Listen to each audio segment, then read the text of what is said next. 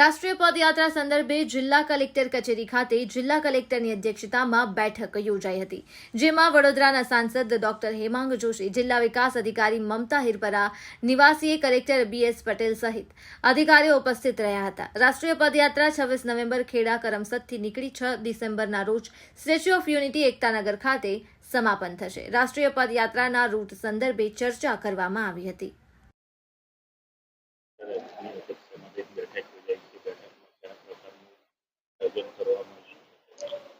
આપણા અખંડ ભારતના શિલ્પી અને લોહ પુરુષ માનનીય સરદાર વલ્લભભાઈ પટેલજીની 150મી જન્મ જયંતિ નિમિત્તે જે પદયાત્રાનું આયોજન કરવામાં આવી રહ્યું છે, 150 કિલોમીટર લાંબી આ પદયાત્રાની અંદર સમગ્ર દેશમાંથી 150 જેટલા યુવાનો જોડાય અને આટલા દિવસ દરમિયાન પોતે પદયાત્રા કરવાના છે। કરમસદથી કેવડિયા સુધીની આ પદયાત્રાની અંદર વધારે પડતો ભાગ એ વડોદરા જિલ્લાનો આવી રહ્યો છે, ત્યારે આ રાષ્ટ્રીય પદયાત્રાના પ્રાથમિક સંકલન અને રૂટ ફાઇનલાઇઝેશન માટેની આજે એક બૃહદ બેઠક મળી હતી।